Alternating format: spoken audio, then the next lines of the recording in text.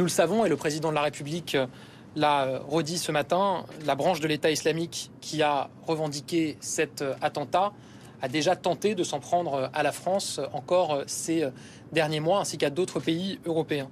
Ça nous rappelle un point qui est absolument clair et majeur. La menace terroriste islamiste est réelle, elle est forte, je le dis, elle n'a jamais faibli. Et autour du président de la République, avec l'ensemble de mon gouvernement, notre mobilisation est évidemment totale pour y faire face. L'ennemi, il a un nom, je le redis ici, c'est le terrorisme islamiste. Il s'immisce partout, l'islamisme, où nous baissons le regard, où nous acceptons le pas de vague, où nous laissons l'angélisme triompher. Alors partout, nous ne devons pas laisser le moindre millimètre au terrorisme islamiste. Et nous agissons partout pour l'asphyxier à l'extérieur de nos frontières, mais aussi à l'intérieur de nos frontières. Nous ne lui laissons aucune chance. Je le redis ici, l'islamisme n'est pas une religion. Ce n'est même pas une simple idéologie. C'est une spirale, un engrenage de la haine qui se nourrit de notre naïveté et qui veut tuer la République. Le terrorisme peut frapper partout, peut s'en prendre à n'importe qui et malheureusement, nous avons des exemples dramatiques encore ces derniers mois dans notre pays d'attaques terroristes qui s'en sont pris à nos concitoyens. Alors, le message que je veux passer aujourd'hui, évidemment, c'est que nous sommes sur le pont, partout, tout le temps, avec nos forces de l'ordre, avec les militaires de l'opération Sentinelle, avec les agents ici de la SNCF qui assurent la sécurité, avec nos services de renseignement. Nous sommes sur tous les fronts. Il n'y aura jamais une seconde de pause dans la lutte contre le terrorisme. Nous ne laisserons jamais une minute de répit à ceux qui veulent s'en prendre à la France et s'en prendre aux Français. Nous nous préparons en permanence à tous les scénarios et nous n'en écartons aucun. Hier, compte tenu de l'attentat de Moscou, le président de la République a convoqué un conseil de défense et de sécurité nationale qui s'est tenu à l'Élysée en ma présence ainsi que de plusieurs membres de mon gouvernement. La menace est sérieuse. La sécurité des Français, évidemment, passe avant tout. Aussi, nous avons décidé de rehausser la posture Vigipirate à son niveau le plus élevé, c'est-à-dire urgence attentat. Concrètement, cela veut dire que nous allons nous démultiplier encore davantage. Ça veut dire que nous prenons toutes les précautions. Depuis ce matin et dans les heures qui viennent, nous allons déployer des moyens exceptionnels partout sur le territoire. La présence policière sera renforcée sur les lieux sensibles, devant tous les lieux sensibles, notamment évidemment les écoles. Et je vous annonce que nous avons décidé de mobiliser des militaires supplémentaires pour l'opération Sentinelle. Très concrètement, vous le savez, l'opération Sentinelle, ce sont des militaires, et je les remercie. Nous étions au contact d'eux il y a encore quelques instants ici, gare Saint-Lazare. Ce sont des militaires qui patrouillent devant nos gares, devant nos écoles, devant nos lieux de culte, nos salles de spectacle, au cœur de tous nos lieux de vie pour protéger les Français face à la menace. Il y a aujourd'hui 3000 militaires de Sentinelle qui sont déployés partout sur le territoire. Je vous annonce que 4000 militaires supplémentaires sont désormais en alerte et mobilisables partout sur le terrain, mobilisables en cas de besoin et en fonction des besoins sur chaque territoire. Je connais l'importance de cette mission, je connais l'engagement et la responsabilité hors du commun des forces de l'ordre et des militaires de Sentinelle. C'est pourquoi j'ai tenu à me rendre aujourd'hui ici, gare Saint-Lazare, d'abord pour les remercier pour leur mobilisation, leur dire combien les Français ont de la chance de pouvoir bénéficier de leur engagement et combien, évidemment, nous allons continuer à agir ensemble pour assurer la sécurité des Français. Je veux vraiment leur dire, au nom de mon gouvernement, au nom de la nation tout entière, notre reconnaissance et notre confiance. Ils sont les visages de la République face au terrorisme, face à l'islamisme. Ils sont les visages de la protection pour les Français et je veux vraiment les remercier et les saluer. Le plan Vigipirate et l'opération Sentinelle, nos forces de l'ordre et nos militaires, tous sont notre bouclier contre le terrorisme islamiste. Et plus notre vigilance collective sera élevée, plus notre bouclier sera puissant. Depuis la première seconde et jusqu'à la dernière seconde, autour du président de la République, la protection des Français sera notre première mission. Nous sommes intraitables et nous ne lâcherons rien. Et je veux rappeler ici l'engagement qui a été pris dès les premières heures du premier quinquennat du président de la République en 2017. Nous sommes en permanence montés dans notre arsenal pour lutter contre le terrorisme islamiste et contre l'islamisme.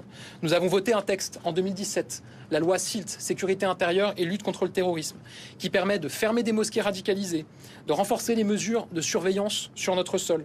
Nous avons augmenté les moyens de nos services de renseignement comme jamais auparavant. Ils ont doublé par rapport à 2015 et 1900 agents supplémentaires ont été recrutés.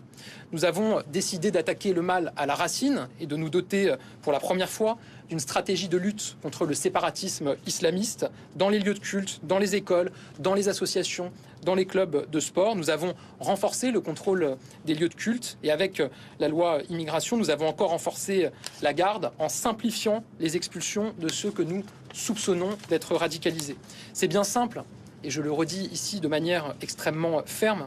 Nous ne laisserons jamais tranquilles ceux qui contestent nos valeurs et ceux qui veulent s'en prendre aux Français. Nous avons des résultats. 45 attentats ont été déjoués depuis 2017 et depuis le début de cette année, il y a quelques mois seulement, déjà 2 projets d'attentats ont été déjoués dans notre pays. 760 étrangers radicalisés ont été reconduits à la frontière depuis 2017. Plusieurs imams ont été expulsés, des mosquées ont été fermées, des associations ont été dissoutes en Conseil des ministres. Nous agissons en amont, nous agissons sur tous les fronts. Notre lutte contre le terrorisme, je le dis ici, ne se paye pas de mots, elle est très concrète. Et notre main ne tremblera jamais face au terrorisme, jamais face à l'islamisme. Tout est mis en œuvre pour protéger les Français, pour protéger leur vie de tous les jours. Et nous allons continuer. 130 établissements ont été visés par des menaces d'attentats, de 130 collèges et lycées. Est-ce que Sentinelle va être particulièrement déployé sur ces établissements ? Évidemment, nous avons une vigilance qui est d'ores et déjà très forte autour de nos établissements scolaires. Ça fait maintenant plusieurs mois, plusieurs années que les moyens ont été renforcés. Ils l'ont été encore davantage après l'assassinat de Dominique Bernard à Arras. Mais précisément, en rehaussant notre posture Vigipirate au niveau urgence attentat, ça permet le déploiement de moyens supplémentaires, notamment de militaires. Et évidemment, les établissements scolaires sont toujours notre priorité absolue dans la protection que nous apportons à nos concitoyens. Bien sûr, pour ce qui est des menaces cyber, je le redis ici, à chaque fois des enquêtes sont menées, nous identifions régulièrement les auteurs et nous les sanctionnons. Je rappelle que pour les menaces, les alertes à la bombe qui sont envoyées à des établissements scolaires notamment, ça va jusqu'à 3 ans d'emprisonnement et 45 000 € d'amende. Nous avons déjà plusieurs dizaines d'auteurs de ces menaces qui sont parfois, excusez-moi de le dire, des gamins qui veulent faire une blague. Nous en avons identifié plusieurs dizaines. Ils sont judiciarisés, ils sont poursuivis en ce moment par la justice et évidemment, ils seront sanctionnés et condamnés très fermement. Le président de la République ce matin, depuis la Guyane, a affirmé que l'État islamique avait fait plusieurs tentatives d'attentats sur notre territoire. Est-ce que vous êtes en mesure de nous donner des précisions sur les endroits qui voulaient être visés ? Alors, je le disais il y a un instant, 45 projets d'attentats déjoués depuis 2017 et rien que depuis janvier de cette année, déjà 2 projets d'attentats qui ont été déjoués. Ça me permet à nouveau de saluer le travail de nos services de renseignement. Nous avons doublé les effectifs de nos services de renseignement, 2000 recrutements. Ils font un travail absolument exceptionnel dans l'ombre et bien souvent, évidemment, pour des raisons liées au secret défense et à la sécurité des Français. On ne peut pas en dire beaucoup sur leur action et sur les projets qui sont déjoués. Pour autant, ce que je peux vous dire, et nous avons fait le point hier autour du président de la République en Conseil de défense, c'est que tous les premiers éléments qui sont à notre disposition atteste du fait que la branche de l'État islamique qui a revendiqué l'attentat de Moscou est une branche de l'État islamique qui a développé plusieurs projets d'attentats visant des pays européens, notamment la France et l'Allemagne, ces derniers mois. Et qu'un projet visant la ville de Strasbourg avait notamment été identifié. Et heureusement, nos services ont pu interpeller les personnes qui visaient de s'en prendre à la ville de Strasbourg et à ses habitants. Donc au quotidien, il y a une surveillance, au quotidien, il y a une traque de tous ceux qui pourraient vouloir s'en prendre à la République et aux Français. On a des services qui, je le dis encore une fois, font un travail absolument remarquable et admirable.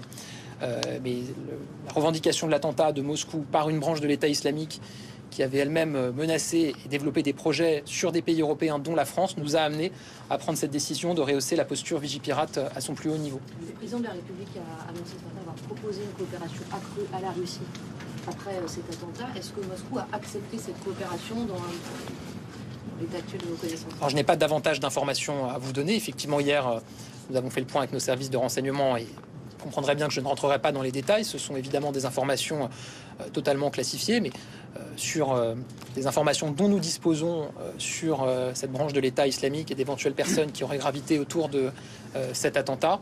Et comme l'a indiqué le président de la République ce matin, je n'ai pas d'éléments supplémentaires à vous donner. Nous avons proposé au niveau technique et au niveau ministériel à la Russie de partager nos informations, évidemment, dans la lutte contre le terrorisme qui doit tous nous rassembler. Les derniers attentats en France, c'était plutôt des personnes qui vivaient sur le sol français. On pense à Arras, au pont de Bir Hakeim.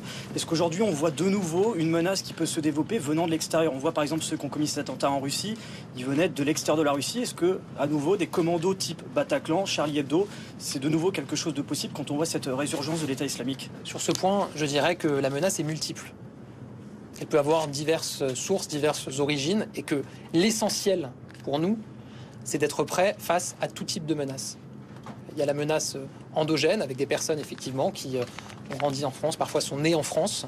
Et c'est là où tout le travail que nous faisons contre l'islamisme, contre le séparatisme, en fermant des lieux de culte radicalisés, des associations radicalisées, des clubs de sport radicalisés, des écoles radicalisées ou clandestines, nous agissons à la racine.